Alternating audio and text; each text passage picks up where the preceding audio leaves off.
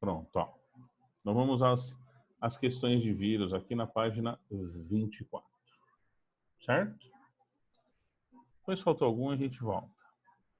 Então já de vírus, de bactérias, daquele conjunto de matérias que eu chamei de doenças, né? Tem até protozoário aqui no meio do caminho. Então, ó, Enem 2019, recente. Na família Retroviridae, encontram-se diversos vírus que infectam aves e mamíferos, sendo caracterizados pela produção de DNA a partir de uma molécula de RNA. Então, ó, tô falando de retrovírus, aquele que a gente falou, que ele tem o RNA e que a partir dele se produz o DNA, transcriptase reversa, né? Alguns retrovírus infectam exclusivamente humanos, não necessitando de outros hospedeiros, reservatórios ou vetores biológicos. As infecções ocasionadas por esses vírus vêm causando mortes e grandes prejuízos ao desenvolvimento social e econômico. Neste contexto, pesquisadores têm produzido medicamentos que contribuem para o tratamento dessas doenças. Que avanços tecnológicos têm contribuído para o tratamento dessas infecções virais, né? Vamos ver, ó. Melhoria dos métodos de controle dos vetores. Até seria uma resposta, se a doença tivesse um vetor, né? Ele falou aqui, ó, não necessitando de outros hospedeiros, reservatórios ou vetores. Então, falando exclusivamente do Enem, tá? No Enem, a gente tem as assertivas aqui e a gente faz alguns filtros na hora de marcá-las. Primeiro deles, essa assertiva é uma assertiva correta? A afirmação inteira está correta? Sim. Melhoria dos métodos de controle de vetores evitam os vírus. Beleza. Mas não é condizente com o texto. Porque no texto ele falou que não tem vetor. E aqui ele falou vetores desses vírus. Entendeu? Então a gente já pode anular esse item aqui. Tá? Outra coisa, vamos ver se tem alguma coisa condizente. Olha lá. Fabricação de soros mutagênicos para combate desses vírus. Então, soro são os anticorpos que atacam os antígenos, né? Vocês viram lá na aula de soro e vacina, lá na frente 1. Então, eu posso fabricar um soro mutagênico, um soro que causa mutação? Não, não vou fazer isso. Tá? Eu não vou combater. Por quê? Porque não é para causar mutação. Entendeu? O soro é para atacar, é o anticorpo que vai atacar o vírus. Investimento da indústria em equipamentos de proteção individual. Ó, tudo bem. Investimento da indústria em equipamentos de proteção individual. Ele falou como esse vírus é transmitido? Não. Ele deu alguma ideia dessa proteção individual? Não. Então esse item aqui, ele também está certo, mas eu vou deixar ele suspenso aqui, ó. E pode ser, ele é muito vago, na verdade, né? Produção de vacinas que evitam a infecção das células hospedeiras. A vacina vai evitar a infecção da célula hospedeira? Vai. Isso aqui também vai. Está em suspensão. Agora, por que eu coloquei esses dois itens em suspensão aqui? Eu deixei eles de cantinho. Que dado no texto a gente tem para afirmar que eles estão completamente errados e eles de fato estão errados? Vamos ver se você leu atento ao enunciado da questão. Perfeito, amores, ó. Tratamento. Investimento na indústria de equipamento de proteção não é tratamento, evita a contaminação, é prevenção. Produção de vacina, vacina é prevenção. Ele quer tratamento, a pessoa está doente.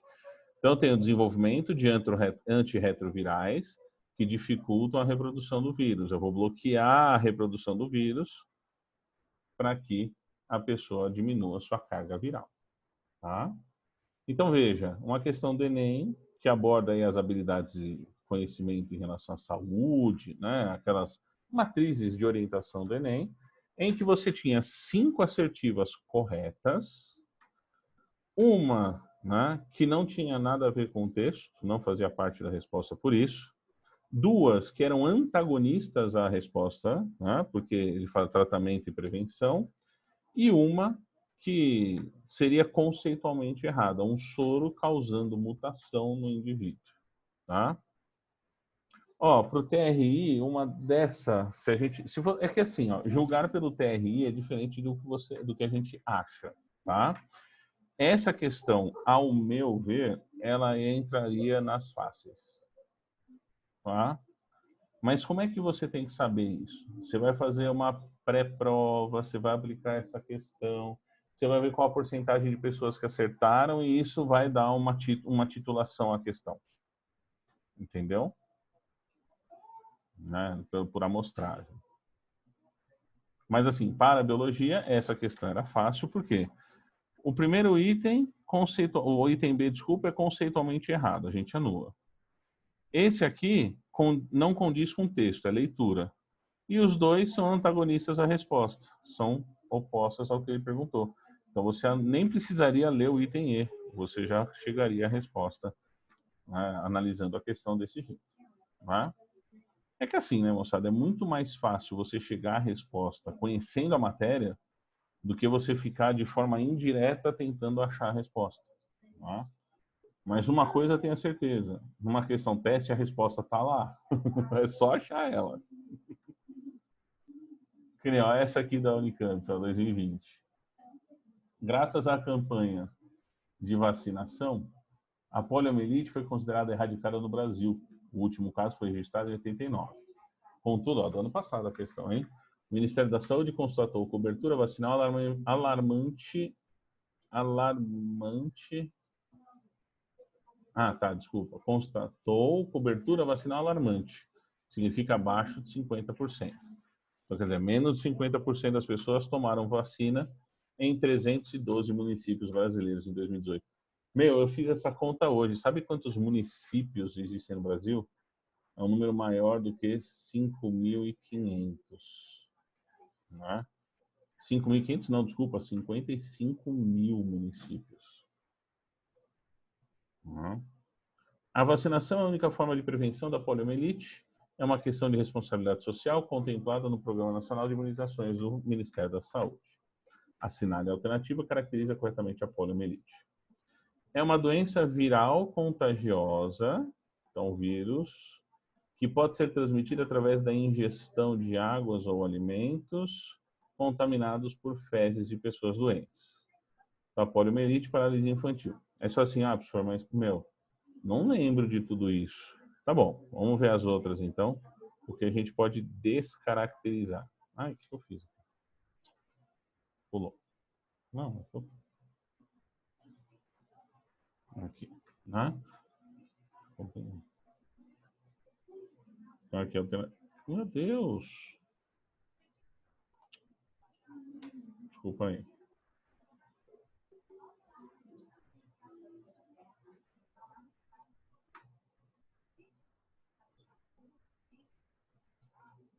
que aconteceu aqui? Deu pau aqui na caneta.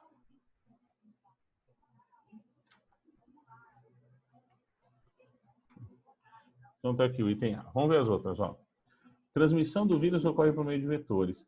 Querido, se tem um vetor, se tem um transmissor, a vacinação é a única forma de evitar? Não. Você pode evitar o transmissor, né? Então, por isso que esse item está errado. É uma doença bacteriana transmitida por gotículas de saliva ou de sangue de pessoas contaminadas com alto risco de contágio. Ó, já ficou estranho.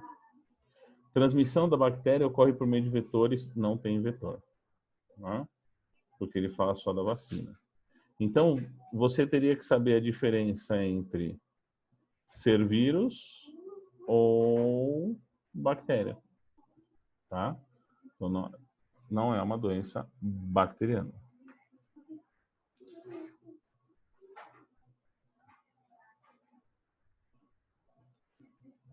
Gente, eu sei lá o que aconteceu aqui. Peraí. Tá tudo zoado. Parei de apresentar.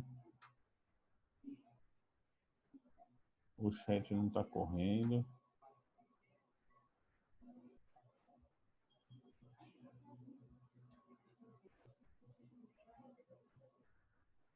Tem um pessoal que tá falando que não tá vendo aí. Estão vendo ou não?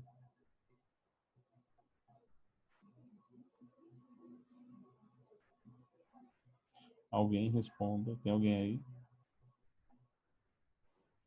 Sim. Dá para ver os exercícios? Ah, então tá. O pessoal comentou que não estava vendo. Resolveu? Ah, agora sim.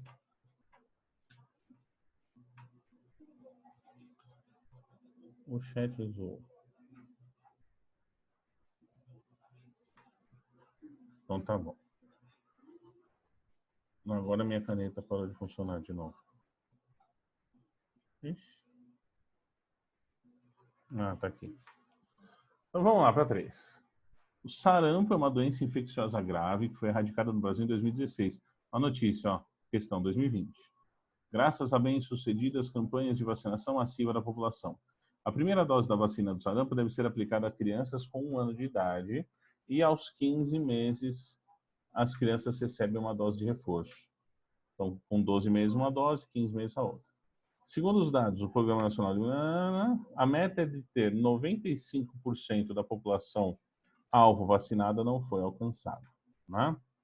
Em 2018, ocorreram novos casos de sarampo em 11 estados brasileiros. Atualmente, o Brasil não é mais considerado um país livre do vírus do sarampo. A respeito da vacina do sarampo, é correto afirmar que... Então, ó, a vacina era uma imunização ativa ou passiva? Isso vocês viram lá na frente 1. Né? Então, a vacina é ativa porque faz com que você produza os anticorpos e guarde isso na célula de memória. Tá?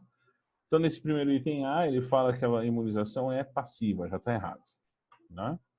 As taxas de incidência de transmissão do sarampo diminuem juntamente com a imunidade de grupo. Ó, o que é a tal da imunidade de grupo? Né?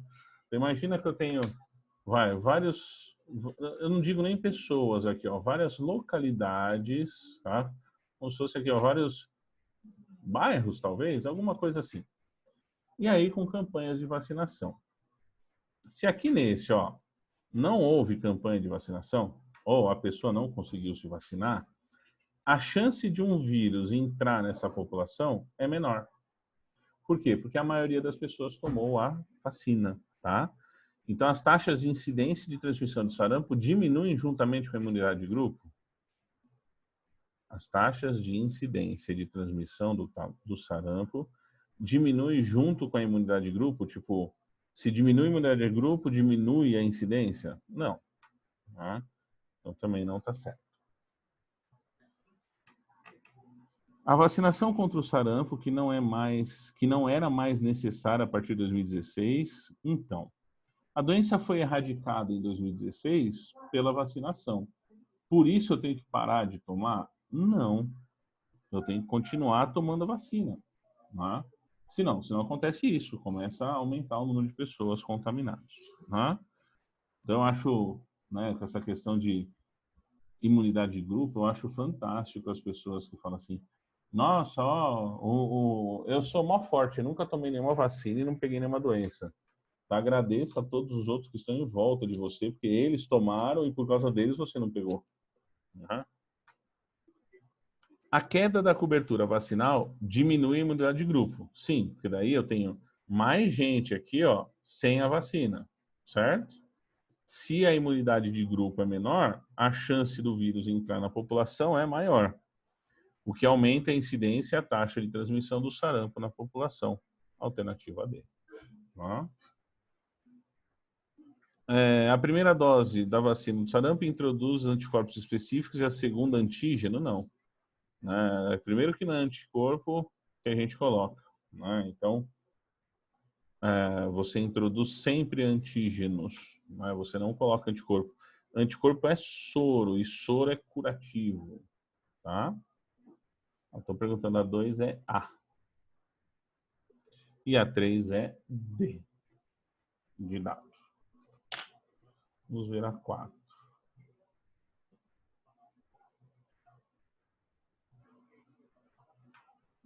Ó, mais uma questão do Enem sobre o tema, hein? De novo, vamos jogar os itens. Tanto a febre amarela quanto a dengue são doenças causadas por vírus do grupo dos arbovírus, pertencentes ao gênero Flavivirus, existindo 4 sorotipos para o vírus causador da dengue. Então, a dengue tem 4 subtipos.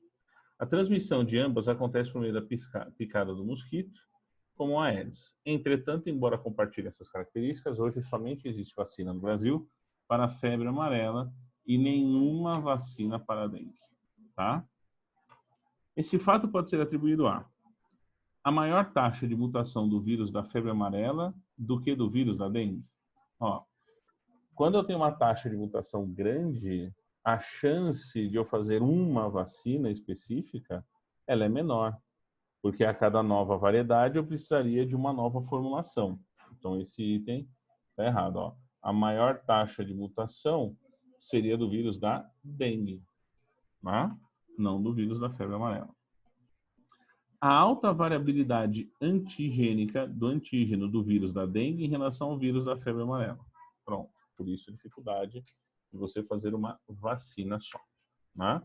Eu teria que ter uma vacina que me deixasse imune aos 4 tipos de dengue, né, do vírus da dengue. Menor adaptação do vírus. O que seria essa adaptação do vírus? Né? Então, como assim? O vírus quer causar o mal, né? Vírus, virulência, esse termo significa maldade, né? O termo vírus significa mau cheiro, né? Para ser mais exato, que tem a ver com as pessoas que morriam e o corpo, né, ficava mal cheiroso, apesar de ser comum em todos, mas associado a doenças. Tá? Então, menor adaptação do vírus da dengue. Se ele quer fazer mal e eu não tenho vacina para ele, é maior a adaptação dele. Presença de 2 tipos de ácidos nucleicos no vírus. Isso aqui é técnico. De novo, ó, mais uma questão do Enem. Um item é conceitual, tá vendo? Baixa capacidade de indução da resposta imunológica pelo vírus da dengue em relação à febre amarela. Quem vai induzir a resposta imunológica, né, que vai levar você, por exemplo, uma baixa... Como assim uma baixa indução da resposta imunológica? Se ele não te induz a resposta imunológica, você vai morrer quando pega dengue. Né? Então, por isso, a alternativa B. Aqui, conceitualmente, está errado. Aqui também está errado. Né? Aqui a questão da adaptação, da leitura. Né? E aqui, leitura de novo. Interpretação do texto. E a quinta da Unesp. Né? O pessoal adora a prova da Unesp, eu não curto muito. Isso, variabilidade antigênica é sinônimo de mutação porque é a variabilidade do antígeno, que é o vírus. Tá? Não gosto muito da Unesp, apesar de ter a prova mais inteligente, senão cai nessas contas aí, tipo essa questão aqui. O Ministério da Saúde convoca a população, então ele está falando de dengue, zika e chikungunya. Né? Vamos à história. Uma pessoa contraiu febre amarela. Ó, então ela teve febre amarela. Algum tempo depois, ela contraiu dengue tipo 2. Supondo que essa pessoa reside em uma cidade onde circulam com a mesma prevalência os vírus causadores de todas essas doenças e que essa pessoa venha adquirir 2 delas, a probabilidade de que essas doenças sejam dengue e chikungunya nessa ordem são... Então vamos ter que ler o primeiro texto, tá vendo? O Ministério da Saúde convoca a população brasileira a manter permanentemente a mobilização nacional pelo combate ao Aedes, mosquito transmissor de 4 tipos de dengue, né? Zika, chikungunya e febre amarela. Então aqui a gente tem 4 tipos de dengue, são 4 vírus. Zika, mais 1, 5. Chikungunya, mais 1, 6. Febre amarela, mais 1, 7. Então a gente tem 7 vírus circulando. Tá? Então tem a dengue 1, dengue 2, dengue 3, dengue 4. A pessoa contraiu, né, a febre amarela, certo? Ela contraiu a febre amarela e a dengue 2. Então ela tem imunidade contra essas 2. Certo? Então qual a probabilidade de ela contrair um outro vírus da dengue e o do chikungunya?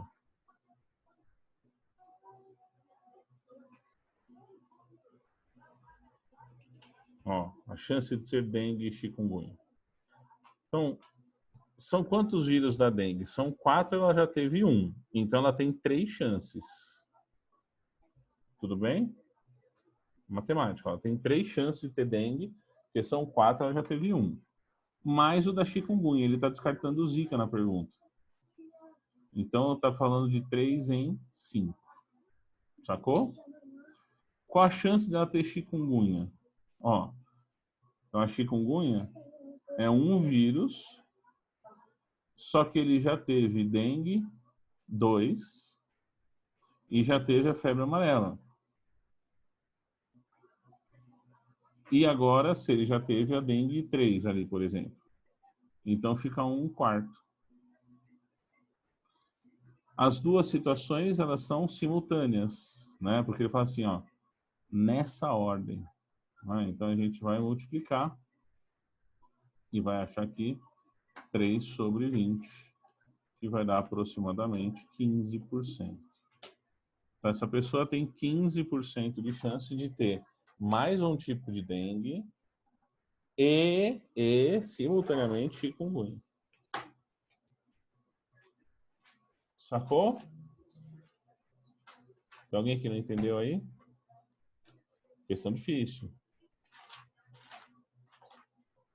Então, ó, tem 7 vírus circulando, certo? Vou fazer aqui na mão. Como faz falta uma lousa de verdade? Tem 7 vírus circulando. 4 dengue, Zika, 4 dengue, cadê, ó? Zika, chikungunya e febre amarela. Tá? Uma pessoa contraiu febre amarela e não teve mais. Então, essa doença ele não vai pegar mais.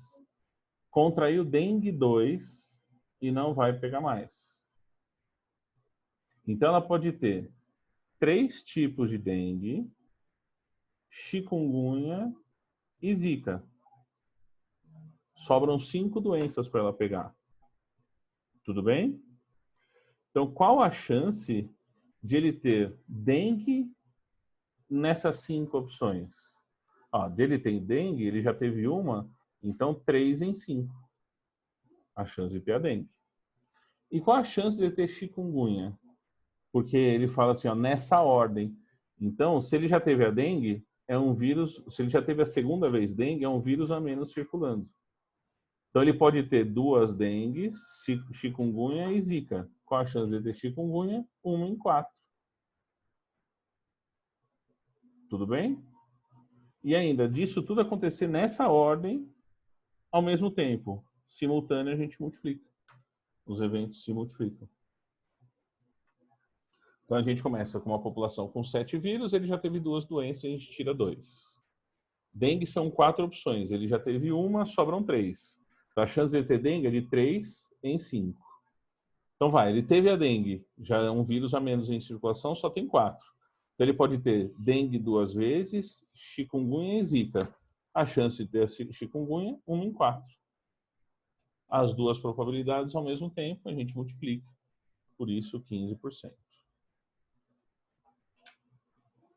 Certo?